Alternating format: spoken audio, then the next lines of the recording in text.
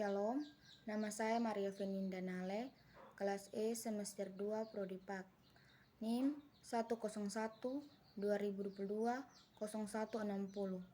Judul Jurnal 1, Konsep Pendidikan Masyarakat Agama Kristen dalam Masyarakat Majemuk, yang diterbitkan oleh Lisha Karyawati, tahun penulisan 2019.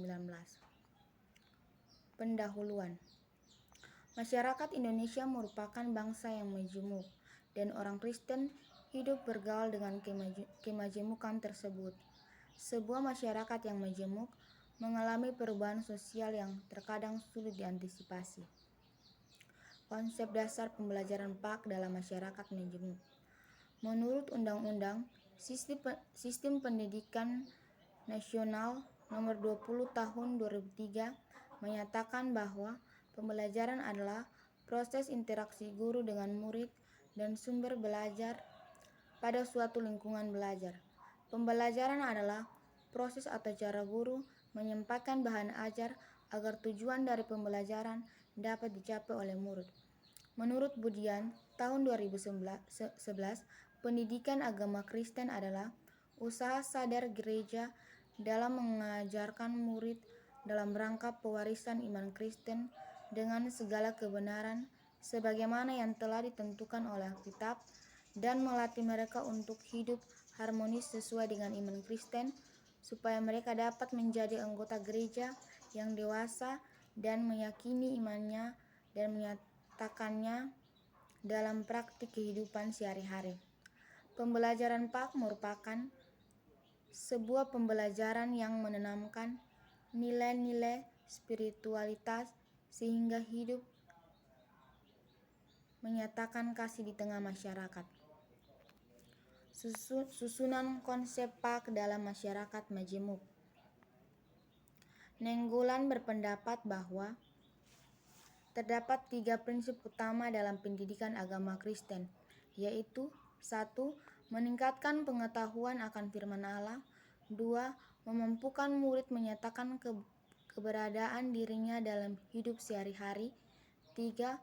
Memampukan mereka untuk dapat hidup bersama dengan orang lain di lingkungan sekitar. Pemikiran Nainggolan tentang prinsip-prinsip PAK maka dikembangkan sebagai sebuah konsep orang Kristen, yaitu A. Peningkatan pengetahuan akan firman Allah. Ranah kognitif ini dapat dicapai dengan memberikan materi, maka konsep pembelajarannya adalah guru menggunakan bahan ajar yang bersumber dari Alkitab, sedangkan metode penyampaian materi agar murid dapat menerima dengan maksimal. Untuk ranah kognitif, menurut Arifin 2018 adalah metode ceramah dan discovery learning. Adalah beberapa cara lain agar murid dapat meningkatkan pengetahuan Alkitab, adalah dengan membaca, mengenali Alkitab baik secara pribadi ataupun bersama. Oleh sebab itu, dalam pembelajaran PAK, guru terlebih dahulu dituntut untuk melakukan peningkatan pengetahuan akan firman Allah. B. Penyataan diri. Menyatakan diri sebagai orang Kristen di hadapan orang lain adalah prinsip kedua dari PAK. Hal ini berkaitan dengan sikap seseorang pemeluk agama Kristen di lingkungan sekitarnya. Bagi Riniwati ataupun segala, di tengah kemajemukan, seorang Kristen harus menunjukkan imannya tanpa harus mengganggu atau menyinggung orang lain, misalnya berdoa, saat makan di tempat umum, menjawab jika ada orang bertanya agamanya apa, dan lebih memprioritaskan pergi ke gereja dahulu, setelah itu baru melakukan kegiatan sosial lain. C. Hidup bersama. Mewujudkan hidup bersama dengan orang lain tanpa kehilangan identitas sebagai seorang yang beragama Kristen adalah prinsip ketiga menurut Nainggolan, tahun 2009. Maka konsep pembelajaran PAK harus menekankan murid untuk menjadi pelaku firman di tengah-tengah masyarakat luas. Murid dilatih untuk mempraktikkan kasih terhadap sesama tanpa memandang latar belakang orang lain. Pengertian sebagai guru pendidikan agama Kristen, murid perlu dibekali pembelajaran PAK dalam masyarakat majemuk agar dapat hidup bersama dengan orang lain tanpa kehilangan identitas sebagai orang Kristen. Pentingnya pendidikan agama Kristen dapat diwujudkan melalui konsep pembelajaran PAK, bahwa Alkitab menjadi sumber pembelajaran utama dan mendorong murid untuk menyatakan dirinya sebagai orang Kristen di tengah masyarakat majemuk.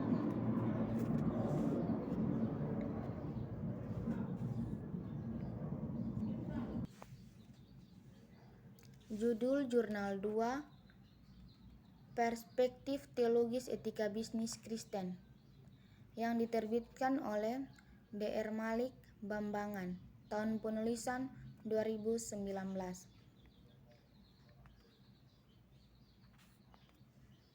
Pendahuluan.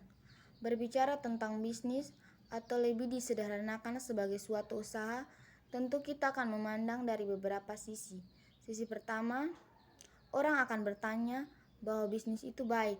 Namun sisi yang kedua, orang akan berbicara bahwa bisnis itu kotor. Apa benar demikian? Membahas mengenai etika bisnis orang Kristen dilihat dari sudut pandang Alkitab berdasarkan dua anggapan di atas, maka akan muncul pertanyaan bahwa apakah boleh orang Kristen itu berbisnis? Berbicara tentang etika adalah tentang benar dan salah, boleh atau tidaknya suatu yang dilakukan oleh manusia. Oleh sebab itu, Marx menyatakan bahwa setiap tindakan manusia adalah hasil suatu keputusan yang dipilihnya, entah itu tindakan yang terlihat secara kasat mata ataupun tidak. Disinilah perlu adanya etika yang mengatur tindakan manusia tersebut dalam melakukan kegiatan bisnis mereka berdasarkan kebenaran firman Tuhan. Definisi etika. Kata etika berasal dari bahasa Yunani, yakni ethos, yang artinya adalah kebiasaan adat istiadat dan kesusilaan. Menurut Daniel Ronda, dalam mengutip Verkui, mengatakan bahwa etika sama dengan moral yang membahas dan menilai suatu perbuatan yang baik dan yang jahat. Istilah etika beragam dan mempunyai prinsip yang berbeda-beda dalam suatu tatanan masyarakat. Adapun ruang lingkup pembahasan dalam bidang etika adalah membahas mengenai benar atau salah, wajar atau tidak wajar, jujur atau tidak jujur, tepat atau tidak, dan bertanggung jawab atau tidak. Bisnis. Bisnis adalah proses pertukaran produk atau jasa dalam rangka pencapaian nilai tambah. Adapun cakupan etika bisnis adalah membahas mengenai masalah-masalah dalam konteks bisnis yang terkait dengan standar moral. Pemahaman tentang etika Kristen akan memberikan pemahaman yang dasar kepada kita dalam memahami definisi etika bisnis orang Kristen. Menurut K. Schilder tahun 1890 sampai 1952, etika Kristen adalah ilmu teologi yang menyelidiki ukuran-ukuran yang tepat, masyarakat-masyarakat yang berganti-ganti, dan kewajiban manusia yang menentukan kehendaknya. Taat dalam situasi kondisi yang aktual dan konkret terhadap kehendak Allah yang dinyatakan.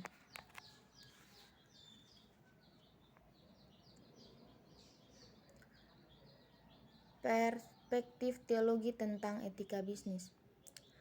Dalam Alkitab, tentang bekerja adalah merupakan kehendak Allah, dan bekerja dalam Alkitab adalah merupakan persekutuan manusia dengan Allah, dengan Tuhan, di mana manusia menjadi kawan sekerja Allah di bumi ini. Sebelum manusia jatuh ke dalam dosa, sebenarnya Allah sudah memberikan tugas dan tanggung jawab kepada manusia untuk mengusahakan dan memelihara Taman Eden tersebut, tertulis dalam Kejadian 2 ayat 15. Bahkan pada ayat sebelumnya dalam Kejadian 1 ayat 26-28, di situ ada kata berkuasa atas ikan-ikan di laut, burung-burung di udara. Ini mengidentifikasikan bahwa manusia diberi mandat untuk bekerja, dan tugas itu diulangi lagi dalam Kejadian 2 ayat 15 dalam cakupannya yang lebih luas. Jadi, bekerja merupakan panggilan Allah bagi manusia untuk bekerja, bukan sebagai kutukan, karena manusia sudah jatuh dalam dosa. Daniel Ronda mengatakan bahwa sebelum kejatuhan, pekerjaan adalah suatu anugerah dari panggilan Allah sendiri. Sesudah kejatuhan, pekerjaan itu tetap merupakan anugerah dan panggilan. Motivasi pembisnis Kristen adalah motivasi yang murni, jujur, dan adil. Ronda mengatakan bahwa dunia bisnis tidak selalu jujur. Oleh karena itu, setiap orang Kristen wajib hidup dalam kejujuran. Jadi, motivasi sebagai pelaku Kristen adalah untuk memuliakan Tuhan melalui segala praktik kerjanya dalam bisnis maupun dalam gereja dan keluarga. Tanggung jawab yang harus dimiliki pembisnis Kristen. A. Tanggung jawab sosial. Orang bisnis dituntut untuk memperhatikan kehidupan masyarakat. Banyak, itu artinya seorang pembisnis atau pengusaha tidak boleh hanya mementingkan diri sendiri dan melupakan kepentingan orang banyak. B. Tanggung jawab moral. Tanggung jawab moral Kristen yang hidup dalam kasih harus lebih menonjol dalam setiap kehidupan mereka. Sebagai orang Kristen yang diberkati dalam usaha, mereka tidak akan merasa rugi jika memberikan sebagian harta mereka kepada orang lain. Inilah kasih Kristen itu, yakni memberikan perhatian kepada orang lain. Inilah inti hidup dari orang percaya yang menjadi garam dan terang dunia. Hidup para pembisnis sebagai orang percaya dalam kancah bisnis sekalipun akan terus tampil beda dengan tatanan etika Kristen berdasarkan firman Tuhan. Prioritas pembisnis Kristen. Sebagai pengusaha, seharusnya memiliki prioritas utama dalam memiliki skala prioritas akan sangat menunjang keberlangsungan hidup bisnis mereka. Dengan demikian, motivasi untuk mendapatkan keuntungan sebesar-besarnya akan terwujud. Dalam hal apapun, sebagai orang Kristen, hendaknya mengutamakan Tuhan dalam hidup mereka.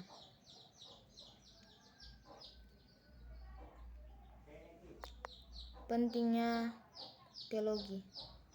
Kegiatan bisnis adalah suatu panggilan Allah dalam sebuah pekerjaan untuk menata layani dunia menjadi lebih baik untuk kemuliaan Allah. Metode teologi. Metode yang digunakan adalah menggunakan pendekatan kualitatif yang valid dan komprehensif bagi topik yang dibahas dalam penelitian ini.